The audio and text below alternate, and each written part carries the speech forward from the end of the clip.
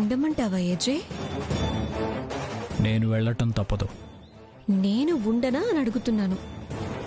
అది నీ ఇష్టం. నన్ను ఇక్కడుంచి నువ్వు ముంబైకి పారిపోదాం అనుకుంటున్నావా? ఒకరికి జడిసి పారిపోయేవాడు కాదు ఏజే. ఈ ఇద్దరి మధ్య ఏదో రహస్యం ఉన్నట్టుంది. ఈ దేవయాని మాటలు, ప్రవర్తన అన్నీ వింతగానే ఉన్నాయెందుకో. ఏజే కూడా ఆమె ఉంటే చాలా అనీజీగా ఫీల్ అవుతున్నారు. ఎందుకు?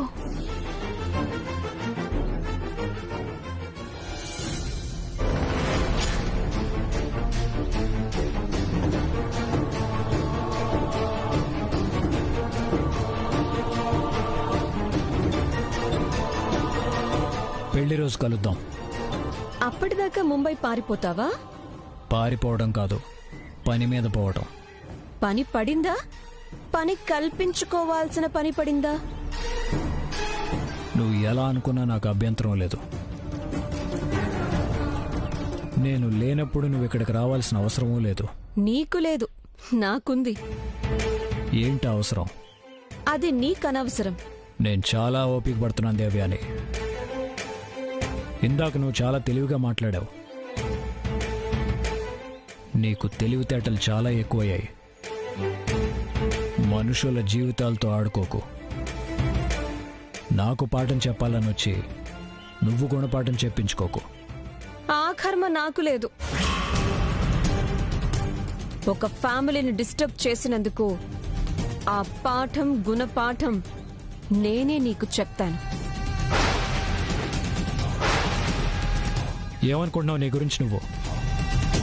నేను నీకు భయపడలేదని గుర్తుపెట్టుకో. ఇంట్లో శుభకార్యం జరుగుతుంది. ఇది నేను చేస్తున్న పెళ్లి. అంజలి వరుసకు నాకు మరదలే అయినా ఇప్పుడు నా కూతురుతో సమానం. ఆ పెళ్లి డిస్టర్బ్ కాకూడదని ఓపిక పడుతున్నాను. నీ ఇంట్లో ఇవాళ పెళ్లి జరుగుతోంది. నా ఇంట్లో ఏనాడో చావు జరిగింది. ఆనాడే నేను నీకు సవాల్ విసిరాను. ఏ రోజుకైనా నేను తిరిగొచ్చి నీ మీద ప్రతీకారం తీర్చుకుంటానని. ఆ రోజు దగ్గరకొచ్చేసింది. నేను రావటంతో నీలో భయం మొదలైందని నాకర్థమవుతుంది. అది ఒప్పుకోవడానికి మేలీగో అడ్డం వస్తోంది. భయం నా మనసులో ఉండాలి. నీ మాటల వల్ల అది పుట్టదు.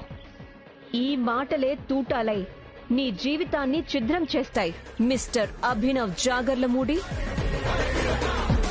నా జీవితంలో ఓటమనేదే లేదు.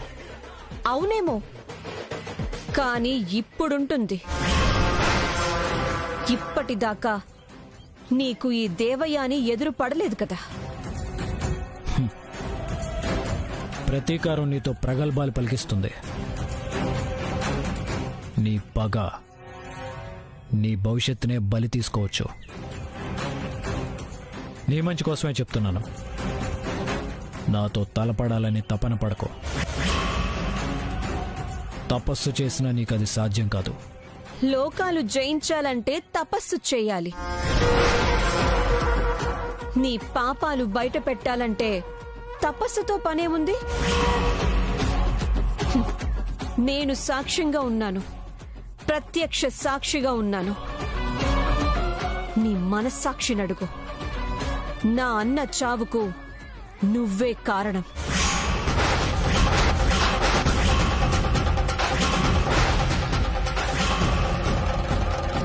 అప్పుడు నీ అన్న మాత్రమే మూర్ఖుడు అనుకున్నాను. ఇప్పుడు అర్థమైంది, మూర్ఖత్వం అనేది నీ రక్తంలోనే ఉందని.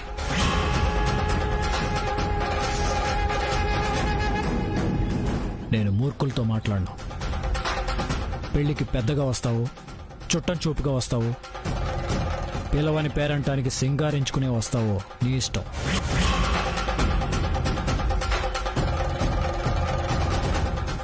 వెళ్ళు.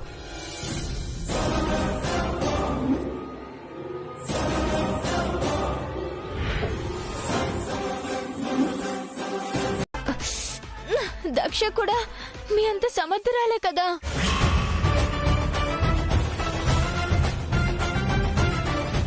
అంజలి పెళ్లి మీ చేతుల మీదుగా జరిపిస్తానని మాట ఇచ్చి కూడా వెళ్తున్నారంటే కేవలం దేవయ్యనే కారణమని నాకు అనిపిస్తుంది. లేదంటే మీరు దక్షిణే పంపించేవాళ్ళు. నాకిలా జరిగినా కూడా వెళ్ళడానికి సిద్ధపడుతున్నారంటే ఎందుకు? దేవయాని మూలంగానే కదా.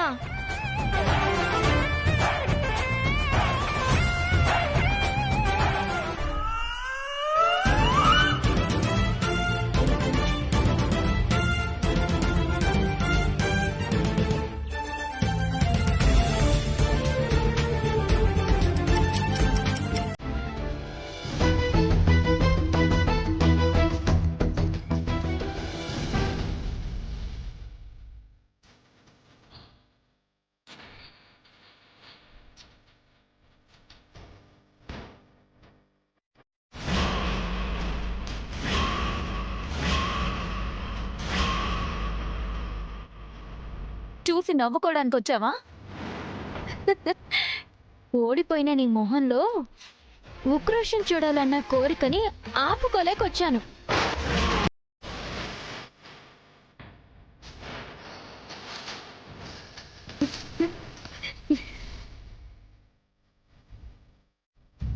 అరే, ఇంత ఉక్రోషమా కోడలి పిల్ల? పుండు మీద కారం చల్లడానికి వచ్చాను అని అనుకోకపోతే 2 మాటలు చెప్పేళ్తాను. ఏజీని ఆపుతానన్నాను, ఆపాను. కానీ ఆ ప్లేస్లో నిన్ను పంపిస్తానని అస్సలు ఎక్స్పెక్ట్ చేయలేదు నువ్వు. ఆ ఘనకార్యం కూడా నాదే.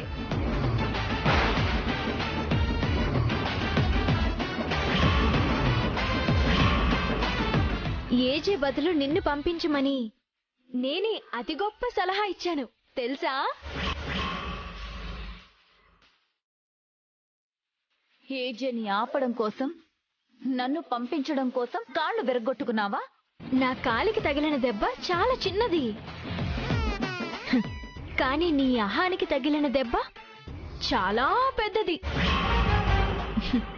రొటీన్ మాటలైనా సరే చెప్పాలనుంది. వజ్రాన్ని వజ్రంతోనే కొయ్యాలి. ఎవరు తీసిన గోతులో వాళ్ళనే తోయాలి. ఎవరి వేలితో వాళ్ళ కన్నే పొడవాలి.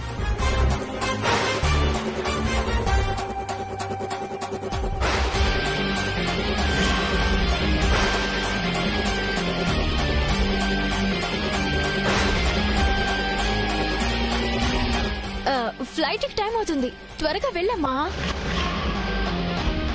Happy sky journey.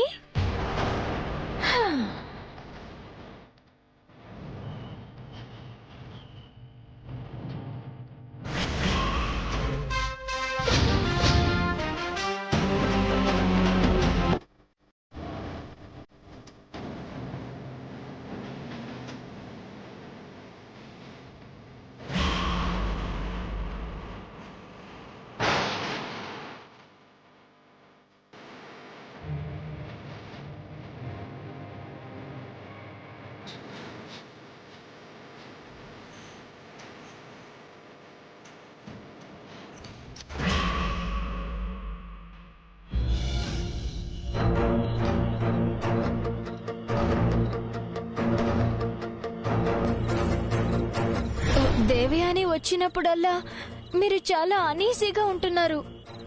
ఎందుకో ఆమెకు మీరు భయపడుతున్నట్టు కూడా కనిపిస్తున్నారు. మీరు దేవయాని నుంచి తప్పించుకోవడానికి ముంబై వెళ్తున్నారు. బాను అప్పుడప్పుడు తెక్కల మేళంలా ప్రవర్తించిన దేవయాని విషయం గుర్తు చేసి మంచి పనే చేసింది. నిజంగానే నేను ముంబైకి వెళ్ళుంటే దేవయాని దృష్టిలో పారిపోయిన పిరికివాళ్లా మిగిలిపోయేవాడిని. ఇక నుంచి దేవయాని కదలికల మీద దృష్టి పెట్టాలి. ఈ పెళ్లి జరిగిన తర్వాత దేవయానికి బుద్ధి చెప్పి పంపించాలి.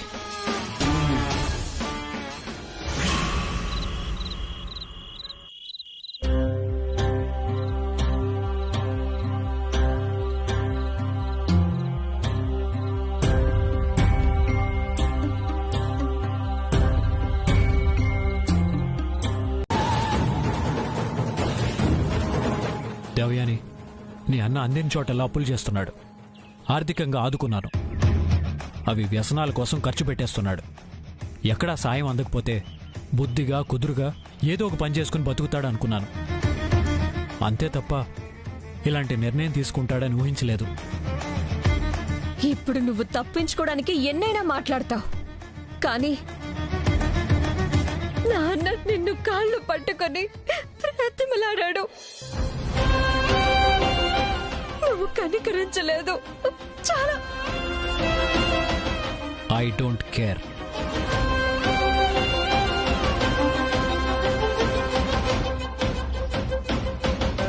చాలా నీచంగా చూసి ఐ డోంట్ కేర్ అని నిర్లక్ష్యంగా వెళ్ళగొట్టావు.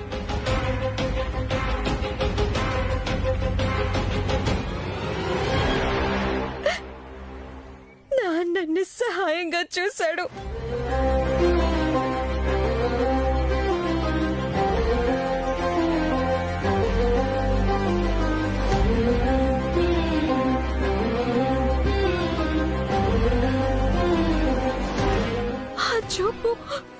ఆ చూపు నేనింకా మర్చిపోలేకపోతున్నాను. నీ కఠినత్వమే, నీ కర్కసత్వమే ఇవాళ నా అన్న ప్రాణాలు అన్యాయంగా బలి తీసుకుంది.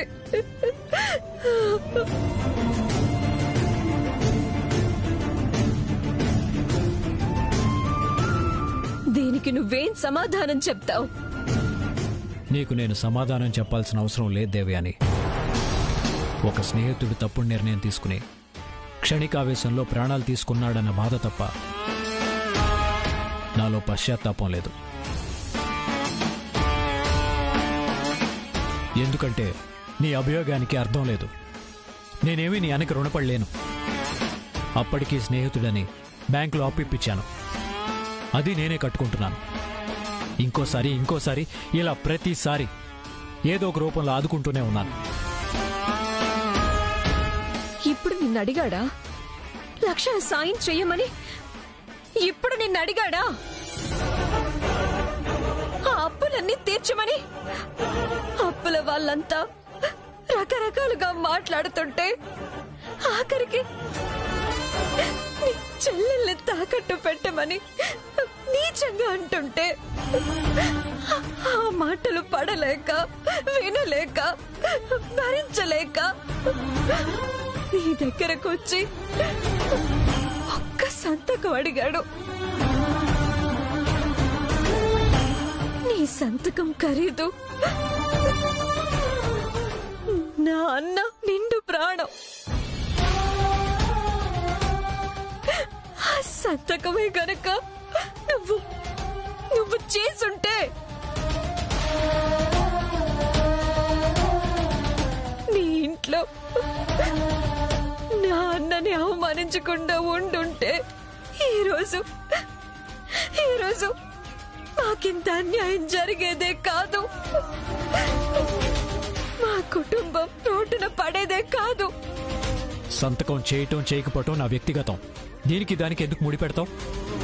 అన్ని లక్షలకి షూరిటీ సంతకం చేసుంటే ఆ అప్పు మీ అన్న కట్టకపోతే మొత్తం అప్పుల వాళ్ళంతా నా ఇంటి మీద పడేవాళ్ళు.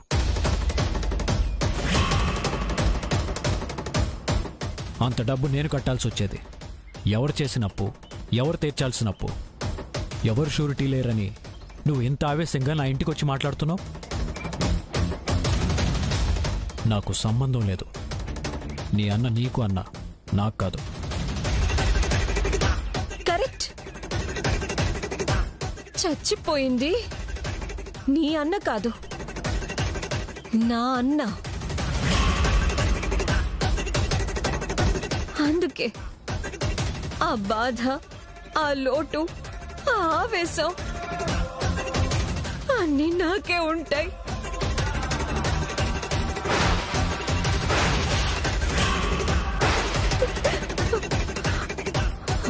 కానీ ఒక్కటి, గెస్ట్ రూమ్ ఏదైనా చూపిస్తారా లేదా?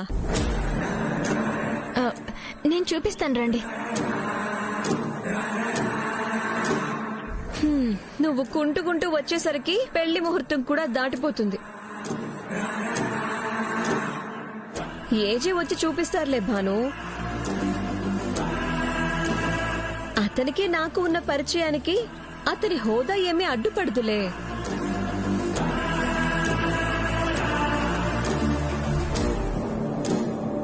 పద.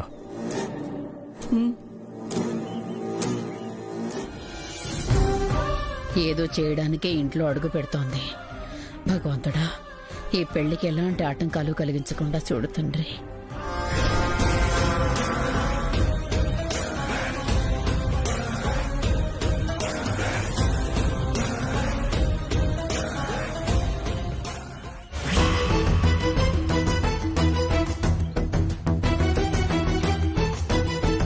ఇది నీ గది.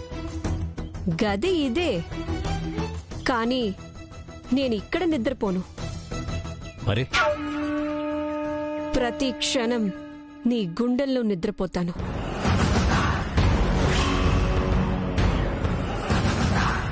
మనకి పడకపోయినా నా గుండెల్లో పడక కావాలా? నిద్రలో కూడా నా పగ నీకు గుర్తే ఉండాలి. పడగ నీడలో ఉన్నావని ప్రతి క్షణం భయపడుతూ ఉండాలి. ఏనుగు కుంభస్థలం మీద పడ్డ చీమ ఏనుగుని పాతాళంలోకి తొక్కేయగలను అనుకుంటుందంట. మా భాను చెప్పిన జోక్స్లో ఇదొకటి. నన్ను నువ్వు చాలా తక్కువ చేసి మాట్లాడుతున్నావు. నిన్ను నువ్వు చాలా ఎక్కువ చేసి మాట్లాడుతున్నావు. నా ప్రతీకారంలో పదునుంది, అదే నన్ను మాట్లాడిస్తుంది. నా నిజాయితీలో నిజమే దాగుంది. నీ పగ నిజాన్ని గుర్తించట్లేదు. ప్రత్యక్ష సాక్షులకు అక్కడ జరిగిందేమిటి అని వివరించక్కర్లేదు. ఆ సాక్షులే వివరంగా విపులంగా చెప్తారు. నాకంతా తెలుసు. నాకే అంతా తెలుసు అని అనుకునే వాళ్ళంతా చరిత్రహీనులుగా మిగిలిపోతారన్న సంగతి మాత్రం నీకు తెలీదు. పోనీ పర్వాలేదు, జరగాల్సిన నష్టం జరిగిన తర్వాత అయినా తెలుస్తుంది కదా. నష్టం జరిగేది నాకు కాదు, నీకు.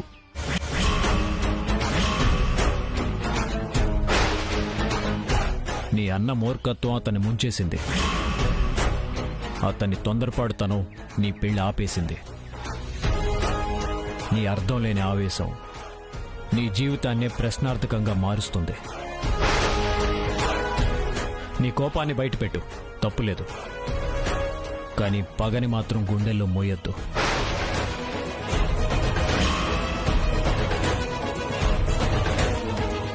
అది నిరంతరం మండే అగ్నిపర్వతంలా నీ గుండెని దహించేస్తూ ఉంటుంది.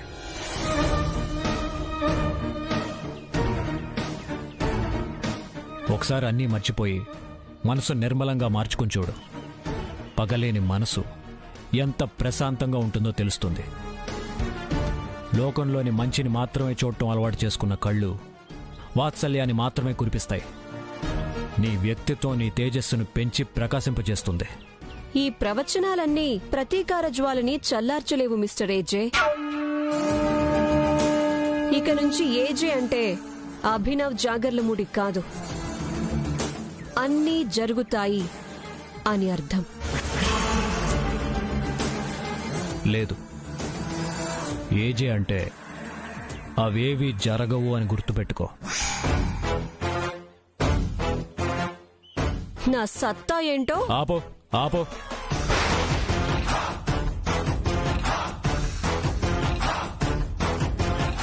ఇప్పటికే చాలా సిల్లీ విషయం గురించి పనికిమాలిన వాదన జరిగింది. నువ్వు ఏం చేయాలనుకుంటున్నావు అది చేసి ప్లీజ్. అది ఎలా ఎదుర్కోవాలో నేను చూసుకుంటాను. అప్పుడైనా ఏజే అంటే ఏంటో నువ్వే తెలుసుకుంటావు.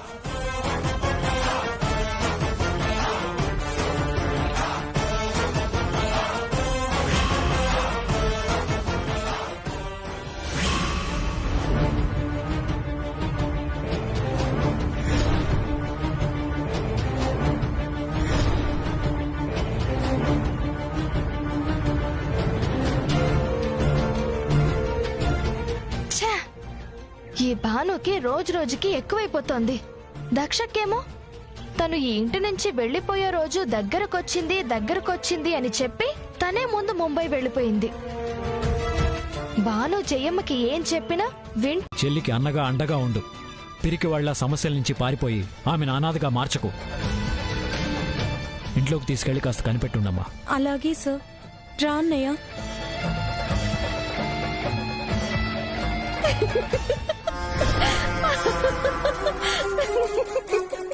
ఏంటి నీ హితబోధ చూస్తే నవ్వొస్తుంది ఏజే. ఈ నీతి సూత్రాలన్నీ పోయిన ప్రాణాన్ని తిరిగి తీసుకురాలేవు. చచ్చిపోవాలనుకునే వాడిని బ్రతికించవు. వాడు భరించలేని ఆర్థిక ఇబ్బందులు ఉన్నాడని తెలిసి పైసా సాయం చేయలేదు. పైసా ఖర్చులేని సలహాలు మాత్రం చాలా ఇచ్చావు. ఇప్పుడు ఈ క్షణికావేశాన్ని నువ్వు మాటలతో మాయపుచ్చి ఉండొచ్చు. కానీ ఇంటికి వెళ్లగానే అప్పుల వాళ్ళు సిద్ధంగా ఉంటారు. మళ్లీ సమస్యలన్నీ చుట్టుముడతాయి. అప్పుడు నీ మాటలేమీ వినిపించవు. అప్పుల వాళ్ళ తిట్లు మాత్రమే వినిపిస్తాయి. ఆ సమస్యలు తట్టుకోలేక మళ్లీ ఆత్మహత్యకు పాల్పడితే మనలాంటి వాళ్ళు ఆపడానికి రెడీగా ఉండరు కదా. అప్పుడేం చేస్తావు?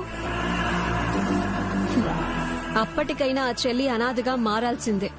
చివరికి దిక్కులేని చావు చావాల్సిందే. నీకు చేతనైతే సమస్యను సాల్వ్ చేయి. ఈ టెంపరీ ప్రయత్నాలు కాదు. నువ్వు నెగటివ్గా ఆలోచిస్తున్నావు, అందుకే అలా అనిపిస్తుంది. నేను పాజిటివ్గానే ఊహిస్తున్నాను. అందుకే నాకు అతనిలో మార్పు వస్తుందన్న నమ్మకం కలిగింది. అతను ఆత్మవిశ్వాసంతో ఈ సమస్యలన్నీ ఎదుర్కొంటాడని నేను నమ్ముతున్నాను. పోరాడి సాధించేవాడే ధీరుడు. ఎవరో ఒకళ్ళ మీద ఆధారపడేవాడు చేతగానివాడు. సార్, ఇందాక మీరు చెప్తుంటే నా సమస్యలు మీకేం అర్థమవుతాయిలే అనుకున్నాను. అందరూ సలహాలిచ్చేవాళ్లే తప్ప సాయం చేసేవాళ్ళు ఎవరూ లేరు అనుకున్నాను. కానీ ఆలోచిస్తే నేనెంత పెద్ద తప్పు చేయబోయానో అర్థమైంది. ఒక పిరికితనంతో నేను ప్రాణం తీసుకుంటే నా చెల్లెలు బ్రతుకు అన్యాయం అయిపోయేది. ఏదైనా సరే బ్రతికి సాధించాలనిపించింది. నాకు అప్పిచ్చిన వాళ్ళ ఇళ్ళకెళ్తాను సార్. రాత్రి పగలు కష్టపడి కొద్దిగా అప్పు తీరుస్తానని వాళ్ళకి నేను మాటిస్తాను సార్. నా చెల్లెలు పెళ్ళైనా నా డబ్బుతో చేస్తాను సార్. సమయానికి దేవుళ్లే వచ్చి నాకు నా బాధ్యత గుర్తు చేశారు. ఈ పిరికితనాన్ని పోగొట్టారు. మీ మాటలతో నా సమస్యలన్నిటికీ పరిష్కారం దొరికింది.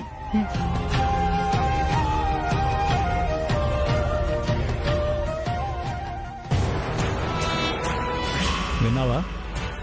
ఏదైనా సరే చెప్తే ముందు వినడం నేర్చుకోవాలి. అందులో నిజం ఎంతుందోనని ఆలోచించాలి. ఎదుటి మనిషి మాటల్ని పాజిటివ్గా తీసుకోవటం అలవాటు చేసుకోవాలి. పద.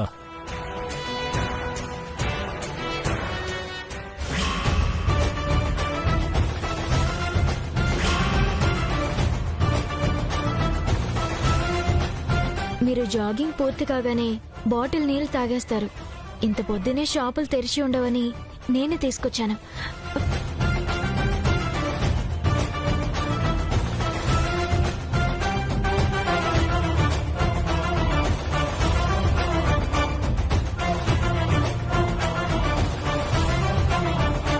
సారీ ఏజే, నాకు జాగింగ్ కంప్లీట్ కాగానే బాటిల్ నీళ్ళు తాగటం అలవాటు. నీకు ఉంచటం మర్చిపోయాను. సారీ. అలాగా? మొత్తానికి మా ఏజే నీ చేత ఇన్ని నీళ్లు తాగించారన్నమాట.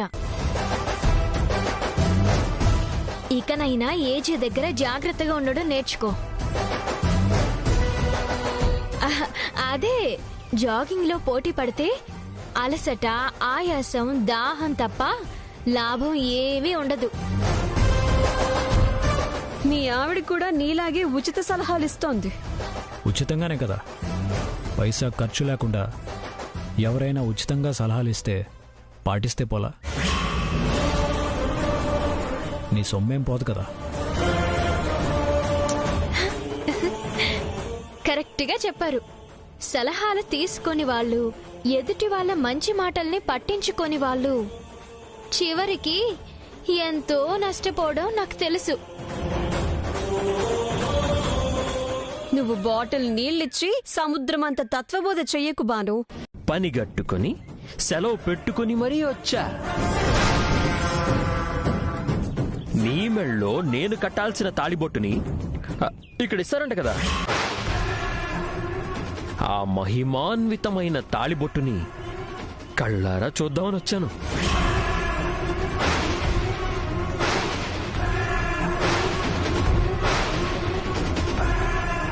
పెళ్లి వాడిది, తాళి నాది.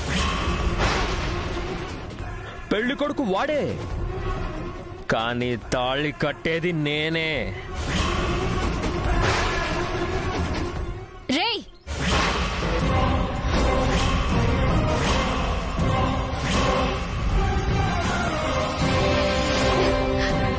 అక్క, వీడు నన్ను చాలా టార్చర్ పెడుతున్నాడక్క. రేయ్,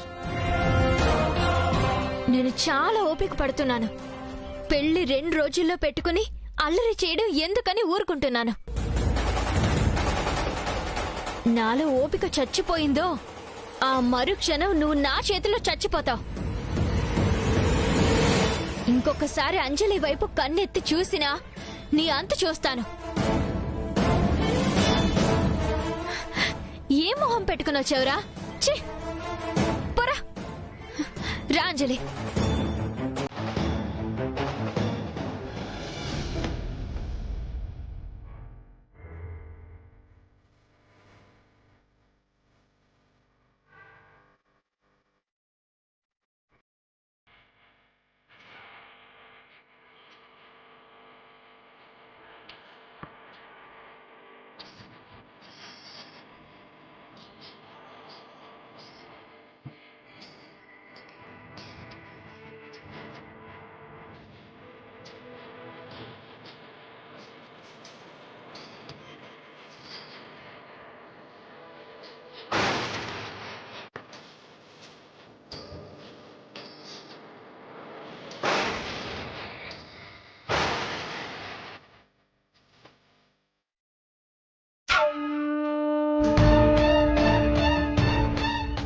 వంశాచారులు వారిని కలవాలి. స్వామివారిచ్చే మంగళసూత్రం కోసం వస్తానన్నది మీరేనా? అవును. స్వామివారిని కలిసే ముందు ఇక్కడి ఆచారం ప్రకారం అమ్మాయి తరపు పెద్దలు శివయ్యకు అభిషేకం చెయ్యాలి.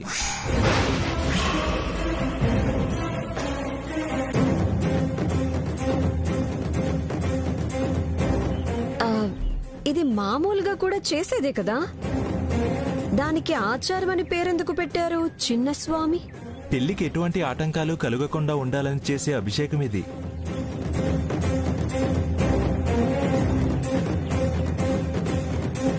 ఒకటి కాదు, 108 బిందెలతో చేయాల్సిన అభిషేకం ఇది.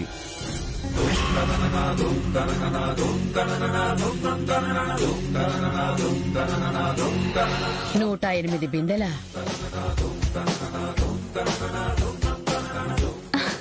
అంతే కదా. ఈ పెళ్లికి కర్త, క్రియ, కర్మ అన్నీ మా భానువే కదా. తన చెల్లెలి పెళ్లి కోసం 108 ఏంటి, 1108 బిందెలతోనైనా అభిషేకం చేసేస్తుంది.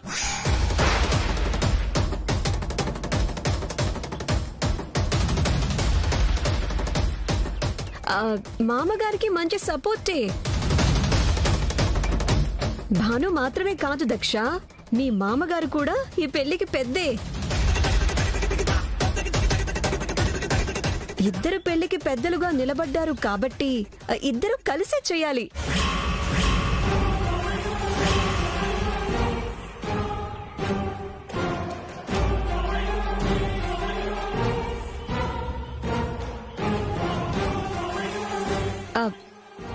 మీరేమంటారు చిన్నస్వామి?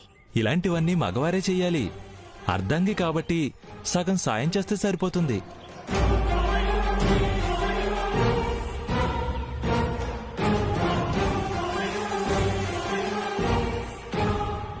ఇన్ని బిందెలైతే ఇద్దరికి కష్టమవుతుందేమో.